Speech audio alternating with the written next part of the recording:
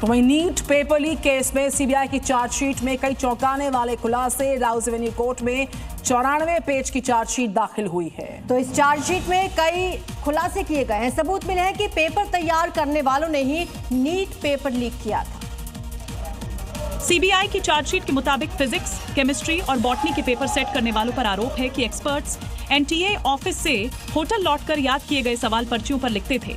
इसके बाद इन्हें बिचौलियों और कोचिंग नेटवर्क के जरिए छात्रों तक पहुंचाया जाता था। एनटीए के सीक्रेट पेपर को बाहर ले गई और स्टूडेंट्स को नॉन ऑफिशियल ट्यूशन भी दिया। सीबीआई ने नीट पेपर लीक मामले में 13 लोगों के खिलाफ चार्जशीट दाखिल की, जिसमें पेपर सेट करने वाले 3 एक्सपर्ट्स भी शामिल हैं। खबर यूपी के प्रयागराज से, जहां छात्रों की गूंज कार्यक्रम में पहुंचेंगे राहुल गांधी, छात्रों से संवाद करेंगे। तो पेपर लीक पर सरकार को घेरा जाएगा। इस कार्यक्रम के माध्यम से बेरोजगारी के मुद्दे पर भी चर्चा होगी, घेराव किया जाएगा सरकार का। शाम 5:30 बजे का ये समय रहेगा जब ये कार्यक्रम आयोजित किया जाएगा। प्रयागराज में राहुल गांधी छात्रों की गूंज कार्यक्रम के साथ यूपी चुनाव के प्रचार अभियान की नींव भी रखेंगे। कार्यक्रम की शुरुआत सांगीतिक प्रस्तुति से होगी, जिसके जरिए पूर्वांचल के युवाओं को साधने के लिए केपी इंटर कॉलेज मैदान पर 2 घंटे संवाद करेंगे। राहुल से पहले कांग्रेस के कई बड़े नेता प्रयागराज पहुंच चुके हैं। प्रयागराज से राहुल भर्ती परीक्षाओं में पेपर लीक जैसे मुद्दे के साथ भर्ती में हो रही देरी, भर्तियों में भ्रष्टाचार, बेरोजगारी पर बात करेंगे, जिसमें शामिल होने के लिए 2 लाख छात्रों ने रजिस्ट्रेशन कराए हैं। और इसी बीच खबर पीओके से है, जहां पर 2 इलाकों में चुनाव टला है। आपको बता दें कि पिछले कुछ दिनों से लगातार वहां पर हिंसा हो रही है।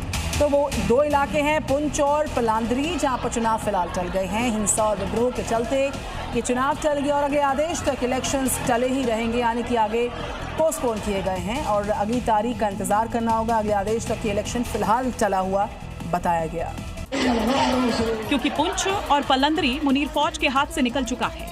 वहां विद्रोहियों का दबदबा इतना बढ़ गया है कि उनकी मर्जी के बगैर पाकिस्तानी घुस भी नहीं सकते। चुनाव टालने से पहले पाकिस्तानी फौज और सुरक्षा एजेंसियों ने हालात का जायजा लिया था और इलाके में लगातार हो रहे विरोध प्रदर्शन और बिगड़ती कानून व्यवस्था को देखते हुए अगले आदेश तक चुनाव पर रोक लगा दिया है। पीओके में चुनाव को लेकर भारत ने चुनाव का दिखावा बताया है और जल्द से जल्द पीओके से कब्जा छोड़ने के लिए की बात कही है। चलिए आगे बढ़ते हैं, देखते हैं अलग अलग राज्यों से आ रही 5 बड़ी खबरें।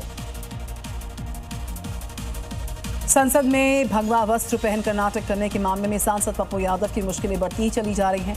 हाथरस में वीएचपी और बजरंग दल के कार्यकर्ताओं ने विरोध जताया और पप्पू यादव का पुतला फूंका गया।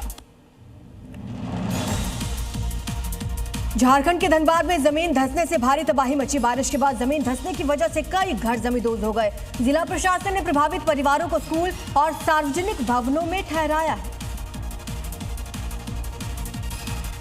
उत्तर प्रदेश के संभल में जिला प्रशासन ने तालाब की जमीन को कब्जा मुक्त करवा दिया। नरौली इलाके में प्रशासन ने करोड़ों की जो जमीन है उससे अवैध कब्जे को हटा लिया है।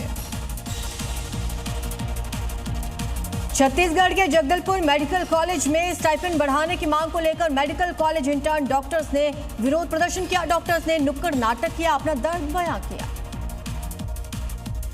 हरिद्वार में कॉमनवेल्थ गेम्स में पदकवीर शुभम जुयाल का जोरदार स्वागत हुआ। मेंस शॉट पुट इवेंट में सिल्वर मेडल जीतने वाले शुभम का शहर में कई जगह पर वेलकम किया गया।